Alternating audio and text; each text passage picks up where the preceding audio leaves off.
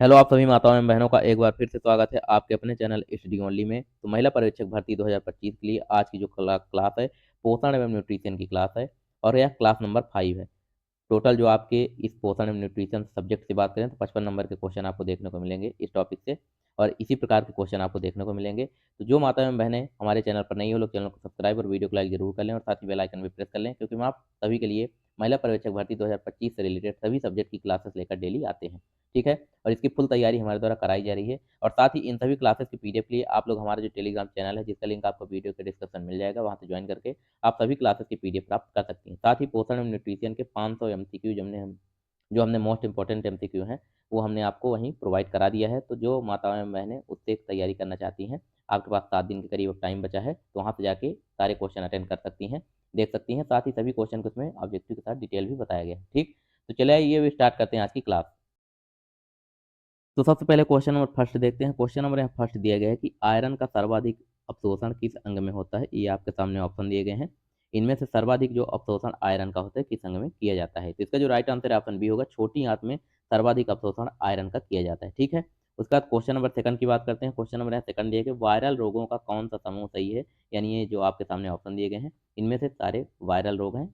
तो इसका जो राइट आंसर है ऑप्शन ए होगा, चिकन पॉक्स, पीला बुखार, कुकर खांसी, ये जो तीनों हैं ये वायरल रोग के समूह का सही आंसर होगा। ठीक है, उसके बाद क्वेश्चन नंबर थर्ड की बात करते हैं। क्वेश्चन नंबर थर्ड दिया गया है कि यदि कोई मानव रोग विश्व के एक बड़े क्षेत्र में फैल जाता है तो इसे क्या कहा जाता है। कोई भी मानव रोग जो है जो विश्व के बड़े क्षेत्र में फैल जाता है उसे क्या कहा जाता है। तो इसका जो राइट आंसर है ऑप्शन बी, यानी कि महामारी, पेंडेमिक इसे बोला जाता है। ठीक है, इसका राइट आंसर होगा महामारी। ठीक, फिर उसके बाद क्वेश्चन नंबर फोर की बात करते हैं। क्वेश्चन नंबर फोर दिए गए प्लेटलेट्स काउंट की कमी किस रोग में होती है, यानी कौन से रोग में आपके प्लेटलेट्स जो काउंट है वो कमी होने लगती है। इसका जो राइट आंसर है ऑप्शन बी होगा, डेंगू हो जाता है जिसको, उसकी प्लेटलेट्स काउंट बहुत तेजी से घटती है, कम हो जाती है। ठीक है, फिर क्वेश्चन नंबर फाइव की बात करते हैं। क्वेश्चन नंबर फाइव दिया गया कि इंट्राडर्मल इंजेक्शन किस कोण पर दिया जाता है। जो इंट्राडर्मल इंजेक्शन होता है उसे किस कोण पर दिया जाता है, ये आपसे क्वेश्चन पूछा जा रहा है। इसका जो राइट आंसर है ऑप्शन ए है, 15 डिग्री कोण पर इंट्राडर्मल जो इंजेक्शन है वो दिया जाता है। ये बाकी सारी डिटेल में अगर बात करें तो हमने ऑलरेडी ये क्लासेस डाल दी हैं, तो जो माता एवं बहनें नहीं देखी हैं जाके देख सकते हो, डिटेल में वीडियो है। इसमें 45 डिग्री पे कौन सा इंजेक्शन दिया जाता है, 90 डिग्री पर, 30 डिग्री पर, सभी चीज़ें उसमें ऑलरेडी बताई गई हैं। ये हम आपको रिवीजन के तौर पर ऑब्जेक्टिव टाइप के क्वेश्चन करवा रहे हैं। ठीक है, उसके बाद क्वेश्चन नंबर सिक्स की बात करते हैं। क्वेश्चन नंबर सिक्स दिए गए कौन सा वाल्व पश्च या निचली सिरा सिरा के दाहिने अलिंद और उद्घाटन को कवर करता है। ये आपके सामने ऑप्शन दिए गए हैं। इसका जो राइट आंसर है ऑप्शन बी है, यूस्टेशियन वाल्व जो होता है यह इसका राइट आंसर है। ठीक है, फिर क्वेश्चन नंबर सेवन की बात करते हैं। क्वेश्चन नंबर सेवन दिया गया कि कांडरा या मांसपेशी के भीतर अंतर्निहित हड्डी को क्या कहा जाता है, यानी कि a bone embedded within a tendon, tendon के जो नीचे है मसल इस काल्ड उसे क्या कहा जाता है। कांडरा यानी कि टेंडन, मांसपेशी के भीतर जो अंतर्निहित हड्डी होती है उसे क्या कहा जाता है, ये आपके सामने ऑप्शन दिए गए हैं। इसका जो राइट आंसर है ऑप्शन बी होगा, तिल के आकार का, यानी यानी सेसामोइड, इसे क्या बोलते हैं, सेसामोइड, तिल के आकार की हड्डी होती है उसे बोला जाता है। ठीक है, फिर उसके बाद क्वेश्चन नंबर एट की बात करते हैं। क्वेश्चन नंबर एट दिया है मंटॉक्स परीक्षण संक्रमण के निदान के लिए किया जाता है। नहीं, जो मंटॉक्स परीक्षण है वह किस संक्रमण के निदान के लिए इंटरडर्मल परीक्षण किया जाता है, ये आपके सामने ऑप्शन दिए गए हैं। तो इसका जो राइट आंसर है ऑप्शन माइक्रोबैक्टीरियम ट्यूबरकुलोसिस यानी टीबी की जांच के लिए यह मंटॉक्स जो वो किया जाता है। ठीक है, उसके बाद क्वेश्चन नंबर नाइन की बात करते हैं। क्वेश्चन नंबर नाइन दिया गया फेफड़ों का आवरण होता है, यानी फेफड़ों का जो आवरण है वो क्या होता है, ये आपके सामने ऑप्शन दिए गए हैं। इसका जो राइट आंसर है ऑप्शन डी होगा, फुसफुस का आवरण जो है यह फेफड़ों का आवरण होता है। क्या, फुसफुस का आवरण फेफड़ों का आवरण होता है। ठीक, फिर क्वेश्चन नंबर टेन की बात करते हैं। क्वेश्चन नंबर टेन दिएगा मानव शरीर में पिट्यूटरी ग्रंथि स्थित होती है, यानी कि मानव के शरीर में, अपने शरीर में जो पिट्यूटरी ग्लैंड है वो कहाँ स्थित होती है, आपसे क्वेश्चन पूछा जा रहा है। इसका राइट आंसर है ऑप्शन दिमाग में। ये पिट्यूटरी ग्लैंड कहाँ स्थित होती है, तो इंसान के दिमाग में स्थित होती है। ठीक है, फिर क्वेश्चन नंबर 11 की बात करते हैं। क्वेश्चन नंबर 11 है यदि इंटू बैठने के बाद सांस की आवाज़ केवल दाहिनी और सुनाई देती है तो आपको क्या करना चाहिए, यानी कि यदि इंटू बैठने के बाद सांस की जो आवाज़ है केवल दाहिनी और सुनाई देती है तो आपको क्या करना चाहिए, क्वेश्चन आपसे पूछा जा रहा है। ऑप्शन सी होगा, ट्यूब को पीछे खींचे और फिर उसे सुने। ठीक, ट्यूब को पीछे खींचना है और फिर उसे आपको सुनना है। फिर इसके बाद क्वेश्चन नंबर 12 की बात करते हैं। क्वेश्चन नंबर 12 दिया गया है कि डेंगू का रोगजनक कौन है, डेंगू जो बुखार है उसका रोगजनक रोगवाहक कौन होता है। इसका जो राइट आंसर है ऑप्शन बी है, वायरस होता है। ठीक है, इसका जो राइट आंसर है ऑप्शन बी होगा। उसका क्वेश्चन नंबर 13 की बात करते हैं। क्वेश्चन नंबर 13 दिया गया, एक गर्भवती महिला में निम्नलिखित में से कौन सा मूल्यांकन निष्कर्ष यह दर्शाता है कि वह प्रसव के दूसरे चरण में है, यानी प्रसव के दूसरे चरण की बात की जा रही है महिला में कौन सा मूल्यांकन निष्कर्ष यह दर्शाता है कि महिला जो है प्रसव के दूसरे चरण में है।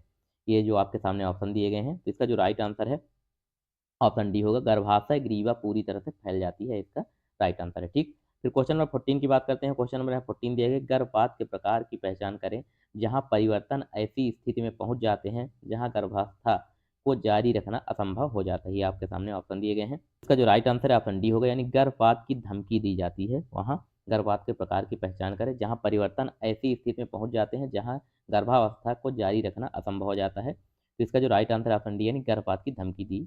उसका क्वेश्चन नंबर फिर 15 की बात करते हैं। क्वेश्चन नंबर है 15 दिया गया कि मई 31 मई को किस दिवस के रूप में मनाया जाता है। जो 31 मई है उसको किस दिवस के रूप में मनाया जाता है। ऑप्शन ए की बात करें, विश्व जनसंख्या दिवस, ऑप्शन बी विश्व स्वास्थ्य दिवस, ऑप्शन सी विश्व तंबाकू दिवस, या ऑप्शन डी विश्व पर्यावरण दिवस। इसका जो राइट आंसर है ऑप्शन सी होगा, विश्व तंबाकू दिवस। विश्व जनसंख्या दिवस की बात करें 11 जुलाई को मनाई जाती है, और विश्व पर्यावरण दिवस जो है 5 जून को मनाया जाता है। तो ये आपको ध्यान रखना है, और विश्व स्वास्थ्य दिवस कब मनाया जाता है ये आपको कमेंट बॉक्स में बताना है। ठीक है, अभी आप सभी से ये क्वेश्चन है, हमने कई बार करवा दिया है। विश्व स्वास्थ्य दिवस कब मनाया जाता है ये आपको बताना है। ठीक, उसका क्वेश्चन नंबर 16 की बात करते हैं। क्वेश्चन नंबर 16 है, हृदय चक्र की सामान्य अवधि कितने सेकंड की होती है। इसका जो राइट आंसर है ऑप्शन बी, यानी 0.8 सेकंड की हृदय की जो गति होती है सामान्य चक्र, वो 0.8 सेकंड की होती है। ठीक, फिर क्वेश्चन नंबर 17 की बात करते हैं। क्वेश्चन नंबर 17 दिया, आईसीयू में नर्स रोगी अनुपात 24 घंटे के लिए होना चाहिए। यानी आईसीयू जो भर्ती हो, यानी कि आईसीयू जो वार्ड होता है जहाँ पेशेंट एडमिट होता है, उसमें नर्स का जो अनुपात है 24 घंटे में नर्सों का अनुपात क्या होना चाहिए। तो इसका जो राइट आंसर है ऑप्शन डी, 1:2, यानी कि एक पेशेंट पे 2 नर्स होनी चाहिए। ठीक है, ये इनका अनुपात होना चाहिए। उसका क्वेश्चन नंबर फिर क्वेश्चन नंबर 18 की बात करते हैं। क्वेश्चन नंबर 18 दिया गया कि तनाव की प्रक्रिया में शरीर का कौन सा भाग कैटेकोलामाइन जारी करता है। कैटेकोलामाइन कौन जारी करता है तनाव की प्रक्रिया में। इसका जो राइट आंसर है ऑप्शन बी, यानी अधिवृक्क मेडुला जो होती है वह जारी करता है कैटेकोलामाइन। ठीक है, वह जारी करता है कैटेकोलामाइन को अधिवृक्क मेडुला। ठीक, उसका क्वेश्चन नंबर 19 की बात करते हैं। क्वेश्चन नंबर 19 दिया गया है, देखिए वेंट्रिकुलर सेप्टल दोष की जटिलताएं इस प्रकार हैं, सिवाय इसमें से एक जटिलता नहीं है, बाकी सारी जटिलताएं हैं। तो इसका जो राइट आंसर ऑप्शन डी होगा, मस्तिष्क पक्षाघात जो है, या सिवाय इसको छोड़ के बाकी जो वेंट्रिकुलर सेप्टिकल दोष की जटिलताएं हैं। ऑप्शन ए की बात करें, फेफड़ों की धमनियों में उच्च रक्तचाप हो जाता है, अंतर हृदय शोध हो जाता है, दिल की धड़कन का रुकना हो सकता है। मस्तिष्क पक्षाघात जो है वेंट्रिकुलर सेप्टल दोष का जो उदाहरण है, एग्जाम्पल है, वो नहीं है, जटिलता का प्रकार नहीं है। ठीक, उसके बाद क्वेश्चन नंबर 20 की बात करते हैं। क्वेश्चन नंबर 20 दिया गया है कि सबसे पहले इंसुलिन निकाला गया, यानी सबसे पहले इंसुलिन किसने निकाला था। ये आपके सामने जो वैज्ञानिक हैं उनके नाम दिए गए हैं। तो इसका जो राइट आंसर है ऑप्शन डी, यानी बेटिंग और बेस्ट जो दो वैज्ञानिक थे, इन्होंने सबसे पहले इंसुलिन निकाला था। ठीक है, उसके बाद इसमें आगे बात कर लेते हैं वाटसन और क्रिक की बात करें, यहाँ डीएनए मॉडल इन्होंने सबसे पहले प्रस्तुत किया था। फिर इसमें आगे बात कर लेते हैं, तो इंसुलिन को पहली बार 1921 में फ्रेडरिक बेटिंग और चार्ल्स बेस्ट द्वारा निकाला गया था। ठीक है, ये जो है इंसुलिन के बारे में बात की है 1921 में सबसे पहले फ्रेडरिक बेटिंग जो बेटिंग है, और बेस्ट की बात करें तो चार्ल्स बेस्ट इनका पूरा नाम था, इन्होंने सबसे पहले निकाला था। ठीक है, क्वेश्चन नंबर इसमें फर्स्ट की बात करते हैं। क्वेश्चन नंबर फर्स्ट यानी कि 21 की बात करते हैं, एंटीबॉडी ए और एंटीजन बी किस रक्त समूह में मौजूद होते हैं। इसका जो राइट आंसर है ऑप्शन बी है, जो ब्लड ग्रुप बी होता है उसमें एंटीबॉडी ए और एंटीजन बी रक्त उपस्थित होता है। ठीक है, रक्त समूह जो है ग्रुप वो उपस्थित होता है। ठीक है, फिर इसमें आगे बात कर लेते हैं कि रक्त समूह बी में लाल रक्त कोशिकाओं पर एंटीजन बी और प्लाज्मा में एंटीबॉडी ए होता है। ठीक, फिर क्वेश्चन नंबर सेकंड की बात करते हैं। क्वेश्चन नंबर सेकंड दिया गया है कि दांतों और हड्डियों में विकृत किसकी अधिकता के कारण होता है। ये आपके सामने ऑप्शन दिए गए हैं। इसका जो राइट आंसर है ऑप्शन ए है, फ्लोराइड की अधिक अधिकता की वजह से दांतों और हड्डियों में विकृत होती है। ठीक, फिर इसमें आगे बात कर लेते हैं, तो अतिरिक्त फ्लोराइड से दंत और कंकाल फ्लोरोसिस हो सकता है। ठीक है, फ्लोरोसिस जो है फ्लोराइड के अधिकता कारण होता है, जिससे हड्डियों और दांतों की विकृत आ सकती है। उसका क्वेश्चन नंबर थर्ड की बात करते हैं। क्वेश्चन नंबर थर्ड दिए गए कि इसकी परीक्षण निम्नलिखित के निदान के लिए किया जाता है, यानी इसकी जो परीक्षण है किसके निदान के लिए किया जाता है, ये आपके सामने ऑप्शन है। इसका जो राइट आंसर ऑप्शन सी है, डिप्थीरिया के परीक्षण के लिए निदान के लिए परीक्षण किए जाते हैं। कौन सा, इसकी। ठीक है, इसमें आगे बात कर लेते हैं, इसकी परीक्षण का उपयोग डिप्थीरिया एक जीवाणु संक्रमण के प्रति संवेदनशीलता का निदान करने के लिए किया जाता है। ठीक है, फिर क्वेश्चन नंबर 4 की बात करते हैं। क्वेश्चन नंबर 4 दिया गया कि रेड क्रॉस सोसाइटी के जनक कौन है, यानी रेड क्रॉस सोसाइटी जो है इसकी स्थापना किसने की थी, इसके जनक कौन है। तो इसका जो राइट आंसर है ऑप्शन बी है, हेनरी ने इसकी स्थापना की थी और रेड क्रॉस सोसाइटी के ही जनक है। तो इसके बारे में आगे बात कर लेते हैं, तो ह्यूरेंट जो है इंटरनेशनल रेड क्रॉस सोसाइटी के संस्थापक हैं। इसकी स्थापना युद्ध के समय तटस्थ मानवीय सहायता प्रदान करने के लिए की गई थी। ठीक है, फिर क्वेश्चन नंबर 5 की बात करते हैं। क्वेश्चन नंबर 5 दिया गया ईसीसीई पदाधिकारी जो आंगनबाड़ी केंद्र में आईसीडीएस सेवाएं प्रदान करता है उसे क्या कहा जाता है, ये आपके सामने ऑप्शन है। इसका जो राइट आंसर है ऑप्शन बी है, आंगनबाड़ी कार्यकर्ता। ठीक, सीसीई पदाधिकारी जो आंगनबाड़ी केंद्र में आईसीडीएस सेवाएं प्रदान करता है उसे आंगनबाड़ी कार्यकर्ता कहा जाता है। ठीक है, इसके बारे में आगे बात कर लेते हैं। तो आंगनबाड़ी कार्यकर्ता मातृ एवं शिशु स्वास्थ्य का समर्थन करते हुए आंगनबाड़ी केंद्र में आईसीडीएस एकीकृत बाल विकास सेवाएं प्रदान करती हैं। फिर क्वेश्चन नंबर 6 की बात करते हैं। क्वेश्चन नंबर 6 दिए गए स्तनधारियों के हृदय की धड़कन किसके द्वारा प्रारंभ होती है। जो स्तनधारी होते हैं उनके हृदय की जो धड़कन है किसके द्वारा प्रारंभ होती है। इसका जो राइट आंसर है option B as a node के द्वारा। किसके द्वारा? एस ए नोड के द्वारा होती है। ठीक है, उसके बाद इसमें आगे बात कर देते हैं।